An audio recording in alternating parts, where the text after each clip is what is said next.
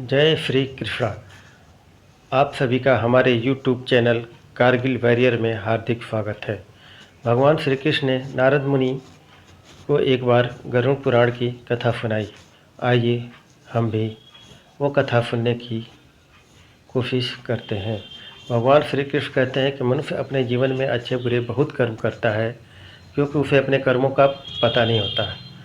वो जो कर्म कर रहा है उसको ये पता नहीं है कि इसका क्या प्रभाव हमारे जीवन पर पड़ेगा।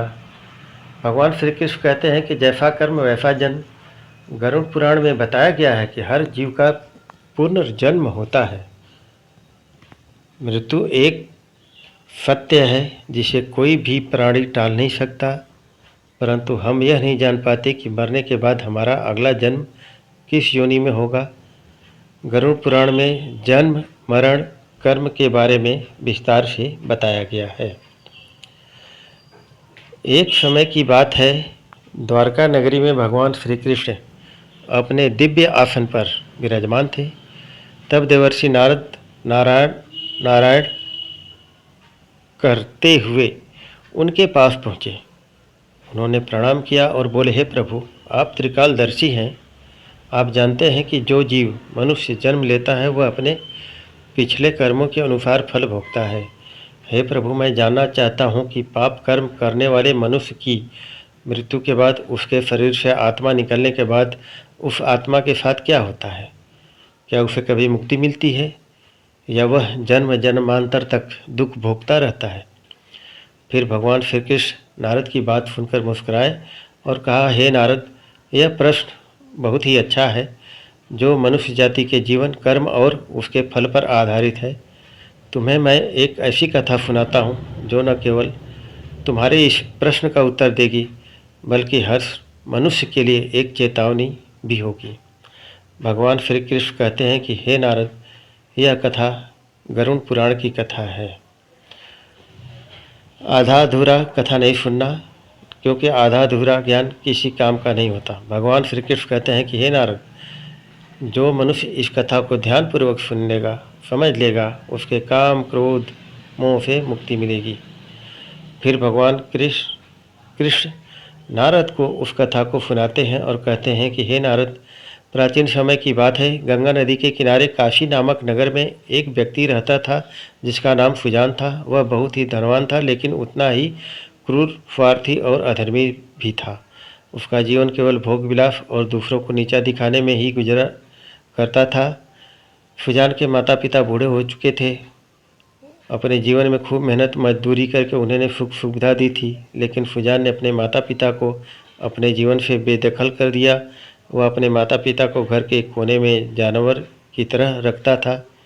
उन्हें ठीक से भोजन भी नहीं देता था, ना ही उनकी देखभाल करता था। एक दिन उसकी माँ ने रोते हुए कहा, बेटा, हमने तुम्हें पालने के लिए अपने जीवन के हर सुख का त्याग कर दिया, क्या आज हमारा यही स्थान है? सुजान ने कठोर स्वर में जवाब दिया और कहा, तुम दोनों अब मेरे किसी काम के नहीं। मैं तुम्हारे लिए और सहन नहीं कर सकता। सुजान का यह स्वभाव देखकर अपने माता पिता के प्रति ही नहीं बल्कि दूसरों के प्रति भी निर्मम था। सुजान गरीबों का शोषण करता, निर्दोष जानवरों को मारता, छल कपट से अपना साम्राज्य बढ़ाता गया। उसे विश्वास था कि धन और शक्ति के कारण कोई उसका कुछ नहीं बिगाड़ सकता। समय बीतता गया, क्योंकि समय बलवान होता है। एक दिन सुजान की मृत्यु हो गई। उसकी आत्मा यमलोक में पहुंची। वहां धर्मराज ने कठोर स्वर में कहा, सुजान, तुम्हारे जीवन में एक भी ऐसा कर्म नहीं है जिसे पुण्य कहा जा सके। तुमने केवल अपने स्वार्थ के लिए पाप किए हैं। तुम्हें नरक की भयंकर यातनाएं सहनी होगी। इसके बाद तुम्हें ऐसी योनियों में जन्म लेना होगा जहाँ केवल कष्ट ही कष्ट है। सुजान को यमदूतों द्वारा नरक के विभिन्न क्षेत्रों में ले जाया गया। अग्निकुंड, जहाँ उसने निर्दोष जानवरों की हत्या के पाप के लिए जलाया गया। फिर उसे शीला यातना दी गई, जहाँ उसने माता पिता के अपमान के कारण लोहे की गर्म शिलाओं से कुचला गया। फिर उसे अंधकार की सजा दी गई, जो गरीबों के शोषण करने के कारण उसे एक घोर अंधकार में डाला गया, जहाँ उसे भय और तड़प का अनुभव हुआ। फिर उसे भूखा प्यासा रखा गया, लेकिन उसे केवल रक्त और शराब पीने को दिया गया। फिर पूर्ण जन्म का चक्र लौट आया, जहाँ उसे नरक की यातनाएं झेलने के बाद धर्मराज ने घोषणा की, अब तुम्हें अपने कर्मों के अनुसार पशु योनि में जन्म लेना होगा। सुजान का जन्म एक गिद्ध के रूप में हुआ। उसे सड़ा गला मांस खाना पड़ा, हमेशा असुरक्षित और तृष्णा से भरा रहता, लेकिन उसका कष्ट समाप्त नहीं हुआ। उसने अगले जन्मों तक कीट, सर्प, बिच्छू अन्य योनियों में जन्म लिया। फिर कई योनियों में भटकने के बाद सुजान की आत्मा ने प्रायश्चित करने का निश्चय किया। अगले जन्म में उसने एक गरीब किसान के घर में जन्म लिया। उसने अपने जीवन को धर्म और परोपकार के मार्ग पर समर्पित कर दिया। वह अपने माता पिता की सेवा करता, दूसरों की सहायता करता और भगवान का ध्यान करता था। फिर एक दिन भगवान विष्णु ने उसके सपने में आकर कहा, तुमने अब सच्चे मन से प्रायश्चित किया है, तुम्हारे पुण्य कर्मों ने तुम्हारे पापों को धो दिया है। अब तुम्हें मनुष्य जन्म में मुक्ति का अवसर मिलेगा। सेवा, सत्य और धर्म का पालन करते रहना। फिर कथा को समाप्त करते हुए भगवान श्री कृष्ण कहते हैं कि हे नारद, यह संसार कर्मों का दर्पण है, जो जैसा करेगा वैसा भोग भोगेगा। मनुष्य को हमेशा यह ध्यान रखना चाहिए कि माता पिता की सेवा, दूसरों की सहायता और ईश्वर का ध्यान ही सबसे बड़ा धर्म है। जो मनुष्य अपने धर्म का सम्मान नहीं करता है, दूसरों को कष्ट देता है, उसे नरक की भयंकर यातनाएं मिलती है।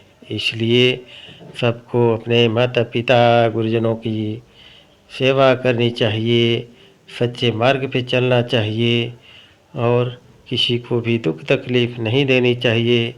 अच्छे कर्म ही उसके साथ केवल जाएंगे, क्योंकि यह जीवन क्षणभंगुर है, लेकिन कर्मों का चक्र अनंत है। हर पाप का दंड और हर पुण्य का फल निश्चित होता है। इसलिए हे मनुष्य, इस जीवन में जो सही काम करेगा वही सुखी रहेगा।